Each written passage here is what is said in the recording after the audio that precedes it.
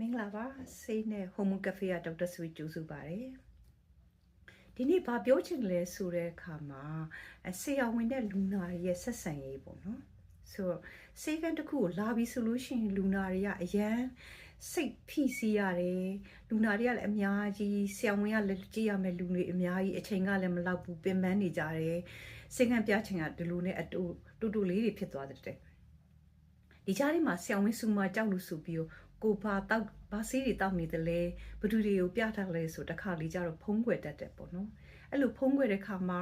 ယောဂလေးတွေလည်းပိုဆိုးလာတတ်တယ်အဲ့တော့ဘလိုမျိုးအကြံပေးခြင်းတယ်လဲဆိုတော့လူနာတွေကိုလည်းအကြံပေးခြင်းနဲ့ဆရာဝန်တွေလည်းအကြံပေးခြင်းနဲ့အတူတူလုပ်သွားကြအောင်ပေါ့နော်ပထမဆုံးကတော့လူနာတွေကိုပြောချင်တာကဆရာဝန်စီကိုတွားမယ်ဆိုလို့ရှိရင်အိမ်မှာကိုကစီစဉ်ပြင်ဆင်သွားပါကိုတောက်နေတဲ့ဆေးတွေအကုန်လုံးကိုတေးသေးချာချာယူသွားဆေးခွန်ရှင်ယူသွားနာမည်နဲ့ရေးထိုင်တေးသေးချာချာလေးရေးပြီးကိုယ့်ရဲ့ရာဇဝင်ယောဂရာဇဝင်လေးတွေကို list လုပ်ပေးနိုင် list လုပ်ပေးကိုခံစားရတဲ့ဝေဒနာတွေကိုလက္ခဏာတွေကိုအကုန်လုံးကောက်ပြီးတော့ရေးသွားလိုက်ပေါ့နော်ရေးသွားပြီးတော့ဆရာဝန်ကိုအမှန်တိုင်းနံပါတ်2ချက်ကအကုန်လုံးပြောဖြစ်လာတာတွေကဘာမှတေးသေးဖွဲဖွဲရဲလို့မရှိဘူးအကုန်လုံးကိုခံစားရအကုန်လုံးပြောပြရမယ်ဒီဒါအပြင်ကိုဒီဆေးကမလာခင်မှာဘဒူတွေနဲ့ပြထားပူတယ်ဘာဆေးတွေတောက်နေလဲဆိုတာတိုင်းရေးဆေးရအစားအကုန်လုံးပြောမဟုတ်လို့ရှင်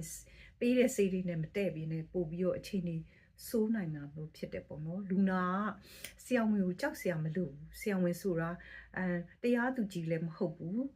ဆူဆွဲစရာလည်းမလိုဘူးဆိုတဲ့အခါမှာအဲ့ဒါလေးကိုအားတင်းပြီးတော့အကုန်လုံးပြောပေါ့နော်ဆရာဝန်တွေကိုပါမှားခြင်းလဲဆိုတာတော့ဒါတော့မေတ္တာရက်ခံချက်ပေါ့နော်ဆရာဝန်ဆိုတာလူနာတွေကိုအချိန်တူတူတွင်းကြည့်ရတဲ့အခါမှာအယမ်းပင်ပန်းနေဆိုတာနားလေ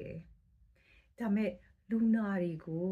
စိတ်အေးထားနိုင်မဲ့ပတ်ဝန်းကျင်တစ်ခုလေးဖန်တီးပေးလိုက်လို့ရှိရင်လူနာကကိုယ့်ဘက်ကိုပါလာပြီးတော့ကိုပြောသမျှစကားတွေကိုလိုက်လာယူဆောင်တဲ့အချက်အခွင့်အရေးတွေပို့ပြီးတော့များလာပေါ့နော်ဆိုတော့လူနာကို